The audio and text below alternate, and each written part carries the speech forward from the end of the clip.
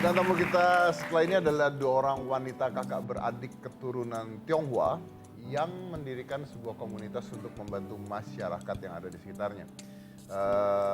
Yang jelas yang pasti yang masyarakat yang tidak mampu ya. Ini adalah Sabrina Bensawan dan Elena Bensawan, founder dari Subshares.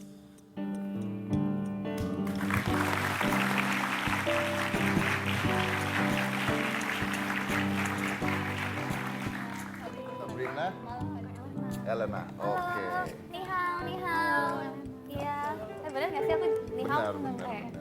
Jadi kita lihat dulu ya apa yang mereka kerjakan dan siapa mereka itu. Silakan. Berawal dari kedua orang tuanya yang membantu pendidikan anak dari mantan supirnya yang kurang mampu, Sabrina Bensawan dan Elena Bensawan berinisiatif untuk membantu masyarakat sekitar yang membutuhkan dengan mendirikan komunitas sosial bernama Subshares. Kakak beradik berusia 17 tahun dan 15 tahun ini memulai langkahnya dengan mencari panti asuhan, orang-orang yang tinggal di panti jompo, bantaran kereta api, dan tempat tidak layak huni untuk memberikan bantuan dalam bentuk finansial, pendidikan, dan kesehatan. Putri dari Anthony Bensawan dan Elis Eti ini awalnya menggunakan dana pribadinya untuk membantu Subshares yang didapat dari bisnis online shop dan hasil lelang lukisan. Kini Subshares mulai dikenal luas oleh masyarakat melalui media sosial. Donatur pun mulai berdatangan. Sabrina dan Elena pun berharap semoga apa yang mereka lakukan dapat menginspirasi masyarakat pada umumnya dan remaja seusianya agar memiliki kebiasaan berbagi.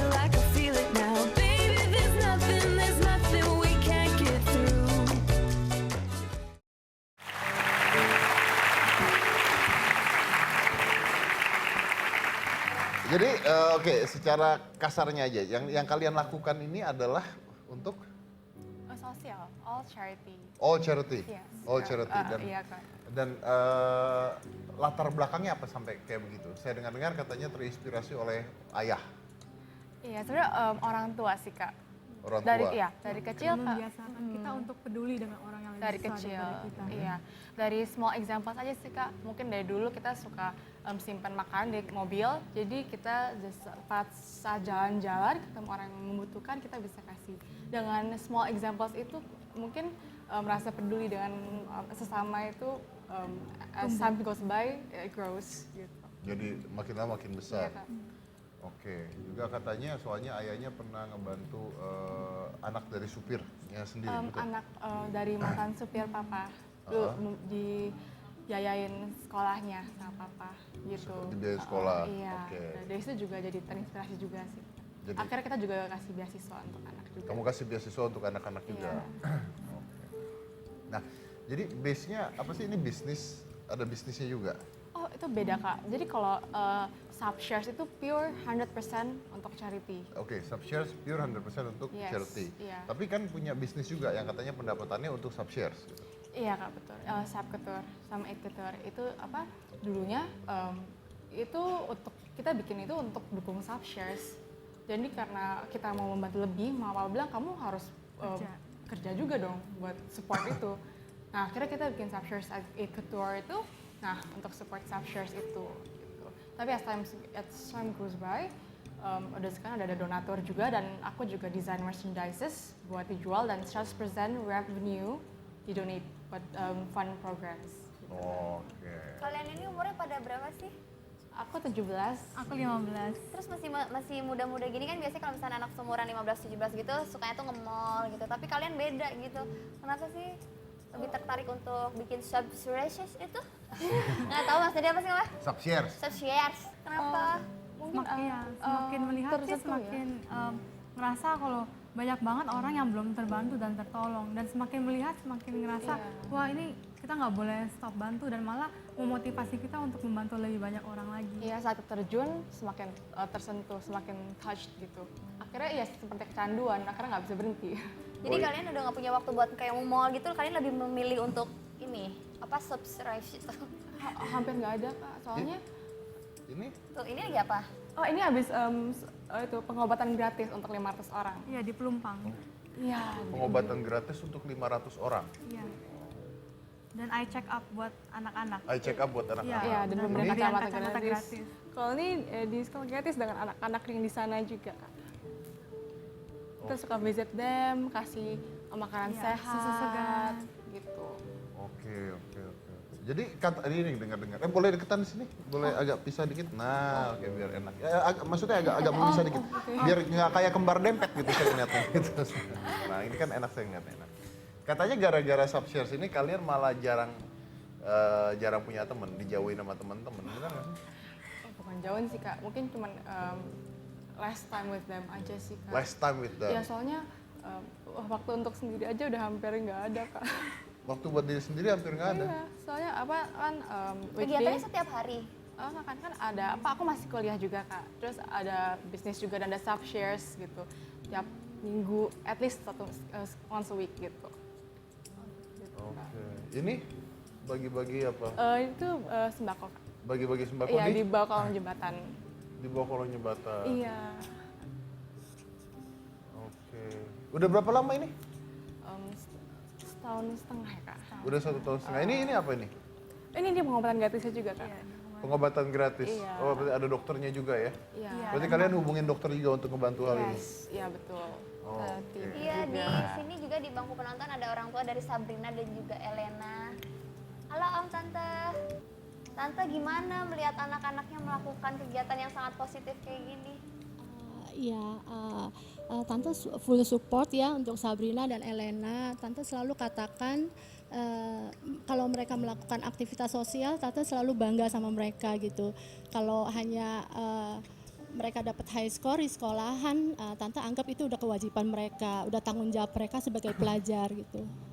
Buat Om kan katanya anak-anaknya tuh terinspirasi sama papanya yang dulu pernah membantu anak mantan supirnya.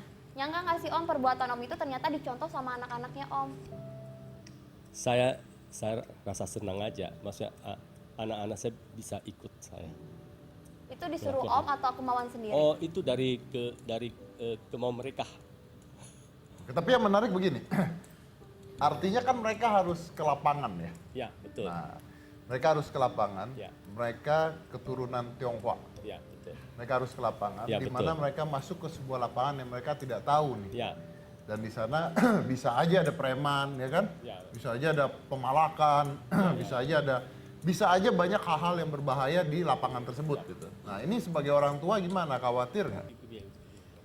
Saya selalu percaya kalau kita melakukan hal yang baik, kita akan dapatkan hal yang baik pula.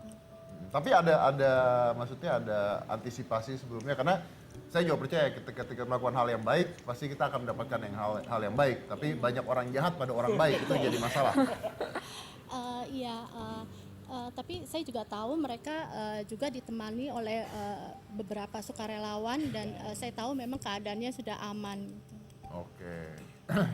Nah itu makasih ya saya banyak ke Sabrina dan Elena. Nah pernah nggak misalnya di lokasi atau mungkin kalau udah di lokasi karena sudah ada acaranya mungkin baik-baik. Tapi misalnya dalam keadaan menuju ke lokasi dan sebagainya digangguin preman, digangguin cowok dan sebagainya, pernah nggak? Thank God gak pernah sih, Kak. Digangguin sih, Kak. Gak pernah, Kak. Belum pernah? Belum pernah. Jangan sampai, Kak. Jangan sampai. Mungkin harus kerjasama Sama Edgar. dengan Edgar. Oh iya, betul. Iya, gitu. Buat antisipasi ya, Kak. Iya, jadi datangnya dia dulu kan, ya kan? Gua udah bawa pedang, takut bersihin semua. dulu lapangan, aman, gitu. Baru masuk.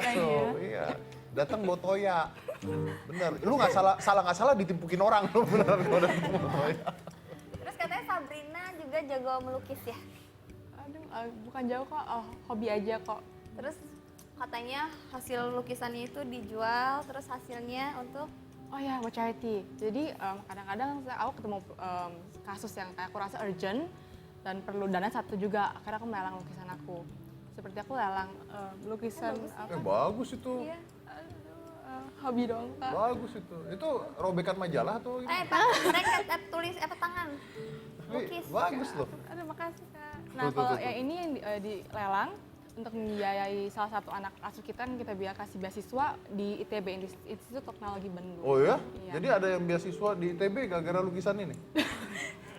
Iya kan? Bener ya? Dilelang dapat berapa harganya ini? 6 juta sih, Kak. 6 juta? Iya, jadi itu buat satu semester. Jadi Buat satu semester. berikutnya ya pakai fund dari kita juga. Nah berikutnya anak itu gimana? Ya kita masih biayain tetap. Masih dibiayain? Iya. Oh, ya. Keren ya. Ini untuk anak apa? Anak yatim, anak apa? Oh nggak sih Kak, tapi kita harus yang paling pasti harus nggak mampu. Nggak, maksud saya pemilihannya gimana gitu? Pemilihan anak tidak mampu nih gimana? Gitu. Maksudnya dari mana saya dapat anak-anak tersebut Iya, Kak? maksudnya kan kalau kita mau bantu orang gitu ya, apalagi di Indonesia lempar batu juga dapat orang susah gitu ya. Oh, Nah, kan kita harus memilih nih orang Iya, susah betul. seperti apa yang Iya. harus kita bantu kan begitu kan? Justru kita benar-benar sortir lumayan ketat sih Kak. Jadi most of them kita dapat dari orang yang kita kenal, yang kita bisa percaya, mereka yang kasih tahu kita bahwa anak ini memerlukan dan banget berprestasi. Nah setelah itu kita lihat juga, cek dulu nilainya. Setelah itu kita survei untuk meyakinkan bahwa anak ini memang membutuhkan bantuan atau Oke. tidak. Gitu. Berarti artinya bercharity yang benar adalah bukan membantu orang susah, tapi membantu orang susah yang pantas untuk dibantu gitu kan ya. Kalau misalnya dia susah tapi dia malas-malesan, mabok-mabokan, Iya, dia betul. ngapain dibantu Iya. gitu ya. Nanti kasih uang buat tambah mabok terus ode mati. Tapi kalau dia punya prestasi di sekolah dan sebagainya dan dia tidak mampu, nah itulah yang harus Iya betul Kak. kita bantu. Dan saya sangat mementingkan karakter yang baik. Salah satu anak yang kita kasih beasiswa, dia yang berinisiatif untuk bikin program baru, kan dia di Semarang. Dia bikin research dan minta kita untuk bikin program di Semarang. Jadi membantu lansia-lansia yang membutuhkan di Semarang. Oh, jadi akhirnya ini kayak MLM ya? Ya maksudnya, iya dong. Kan Setelah dibantu dia setelah mencari dibantu, pembantu lagi. dia belajar dari hal tersebut, Itu dia yang kita harapkan. membantu orang lain. Berarti artinya bisa menginspirasi orang lain untuk melakukan hal yang sama. betul. Oh, ya keren. Oke, nah kalau misalnya dari masyarakat kita mau ngebantu, ini apa, yayasan atau Bukan, komunitas sosial Kak. apa? Komunitas sosial. Komunitas sosial. Iya. Oke. Heeh. Kalau orang dari luar mau membantu komunitas sosial ini caranya gimana? Oh, bisa ke Instagram kita di Subshares, lalu bisa kontak kita dan memilih program apa yang mereka mau bantu, memang mau support gitu. Ya memang mau disupport. Apa aja programnya? Kita banyak sekali, ada beasiswa anak, Beasiswa anak. terus kita juga support anak-anak yang mempunyai penyakit kritis dan kronis seperti hidrosefalus, atresiani, lalu orang tua dengan penyakit kronis juga, dan kayak seperti stroke dan lain-lain. Antisipasi banjir. Iya, antisipasi banjir juga. Apa? Antisipasi banjir. Apa? Antisipasi banjir. Antisipasi banjir. Yes. Terus kalian dapat apa nih dari semua yang kalian lakukan? What you get actually? Kebahagiaan. Exactly. Kebahagiaan, melihat orang yang terbantu. Lalu kita juga ketemu dengan banyak orang baik dan juga orang hebat sebenarnya. Menginspirasi. Iya. Orang hebat itu menginspirasi kita untuk menjadi orang lebih baik lagi, jadi orang lebih berguna. Ya. Saat kita menjadi orang berguna, kita bisa melakukan lebih banyak, mengkontribusi lebih banyak. Saya punya teori. Nah, ini teori saya ini. Kalau setuju syukur, nggak setuju ya dengarkan aja ya. Tapi harus setuju sih. Maksa doang. Ya biarin, kan acara saya. Saya punya teori. Jadi teori saya mengatakan kebalikan dengan teori-teori orang lain. Teori saya mengatakan nggak ada satupun orang di dunia yang membantu tanpa minta imbalan. Itu nggak ada. Jadi orang pasti kalau ngebantu Kalau orang membantu itu Mengharap imbalan. pasti ada imbalan nih, pasti mengharapkan sebuah imbalan. oh gitu. Itu teori saya. Berarti Mas jadi kalau misalnya ngebantu orang mengharapkan imbalan dong? Iya. Apa yang diharapkan? Loh, gini. Imbalan itu bisa bersifat fisik, bisa bersifat benda, bisa bersifat psikologis. Nah, bisa bersifat psikologis. Itu yang kita harus tahu. Jadi contohnya ketika kita ngelihat kakek-kakek tua di jalanan, kita mau bantu nih kakek-kakek tua. Mau kita bantu, terus begitu mau bantu ternyata kita nggak bawa duit sama sekali, bener-bener nggak bawa duit gitu. Akhirnya kita nggak jadi bantu, kita pergi. Rasanya gimana? Kita rasanya gimana? Terus mau bantu nggak jadi. Karena kita nggak bawa duit ternyata pada saat itu, duitnya ketinggalan di rumah. Padahal udah mau bantu nih niat, rasanya gimana? Rasanya gimana ya? Oh pasti kepikiran, bener nggak? Oh kepikiran. Nyesek, bener nggak? Nah, jadi ketika kita ngebantu orang, itu pasti kita butuh imbalan dari orang itu. Mau senyuman dia, mau ucapan terima kasih, mau melihat dia bisa makan, mau melihat dia di situ bisa beli minuman, tapi itu imbalan buat kita. Karena buat kita ngelihat balik ketika kita ngelihat dia makan, kita menjadi bahagia. Jadi ngebantu orang itu membahagiakan diri sendiri dan itu adalah imbalan. Itulah sebuah imbalan.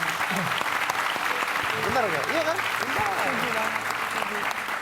Kalau enggak ada. Kalau misalnya orang bantu nggak ada imbalan, ambil uangnya tabur di jalanan. Nggak, gitu baru bantu yang susah nggak tahu lah gitu. Tapi enggak. Karena kita bisa melihat seseorang, kita bisa membantu, dan kita berharap ketika orang itu dibantu, kita melihat sesuatu yang membahagiakan diri kita sendiri. Dengan cara membahagiakan orang lain. Nah, itu imbalan gitu. Bener kan? Benar. Bener lah, saya mah jarang salah emang orang. Kalau salah juga harus percaya. Ya kalau salah dibenarkan saja. Kita lanjut lagi setelah yang satu ini, abis ini kita punya segmen kabar kabur. Jadi jangan mana-mana, tetap di Hitam Putih.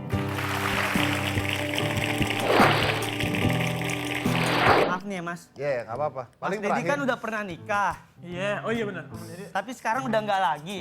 hati-hati kalau ngomong, Pak. Hati-hati. Mas Dedi kan udah pernah nikah, maaf nih Mas. Iya. Ya, Mas Dia udah Dedi. pernah nikah, tapi sekarang udah nggak lagi. Mungkin dia ngasih angpau, ditarik lagi.